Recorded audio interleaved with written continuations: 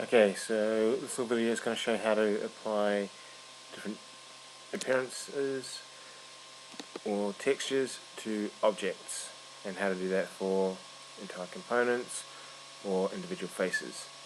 So we've got a little creation that's being built here, a little person.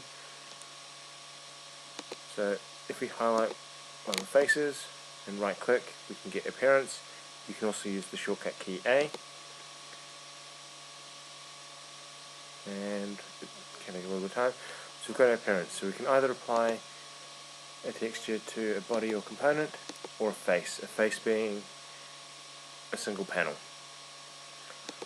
So let's say I want to make this neck component out of glass.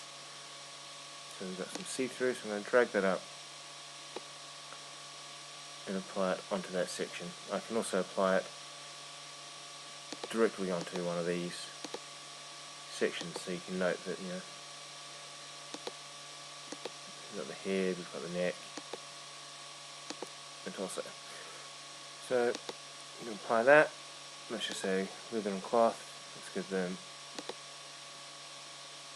a matte red arm. Oh, I think I must have had that front of the body highlighted. Yep, that front panel, that's not looking that great.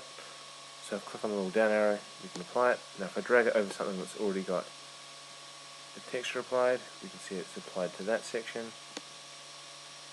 And what I want to do is apply it to that whole body.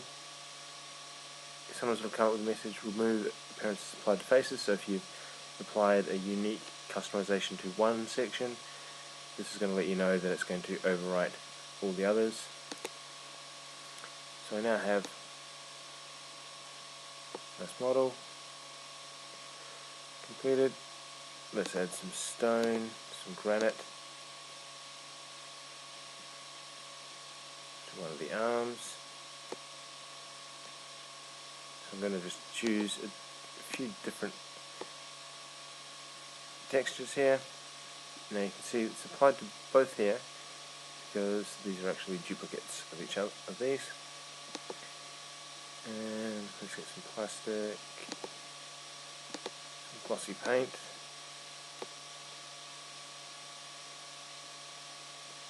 and I want to use some metal.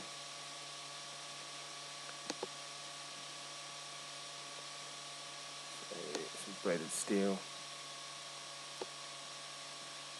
Oh, got to remember you need to download it first.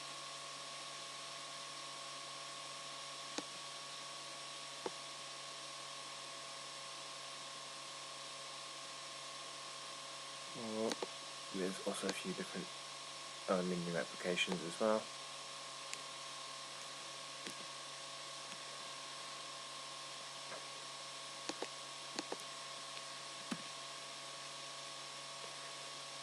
Note, sometimes you might want to apply it to an individual section.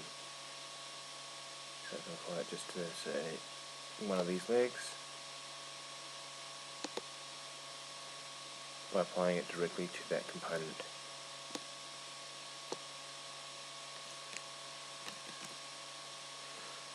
Okay, now you don't always get the full high quality render here, so sometimes you want to go into the model view, choose render, and it will generate a slightly better version with lighting and other effects. So we can actually go in this and apply some scene settings, wrap up the brightness that we're going to use. If you've got other grounds and so on, you can apply that if you want to have reflections going on. What sort of cameras are going to be used? So there's quite a few different sort of settings here. And how much exposure you're going to apply. In the environment library, there are some built-in different settings, so I can, let's say, download dry lake bed, so it looks like it's on some salt flats, and apply that scene.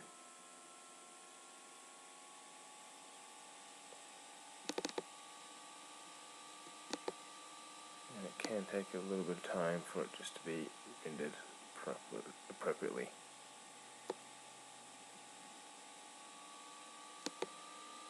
I might have turned that off. Now, background, turn it to the environment. You don't always want to turn the environment on until you've actually got the design created. So, obviously a whole bunch of other settings you can throw in, and when you've actually got a render, you can do an in-canvas render to basically go and create that picture. And you'll see over time it's doing all the ray tracing. So it will take a bit of time. You see it's running through a few different iterations until it gets to its highest quality sort of version.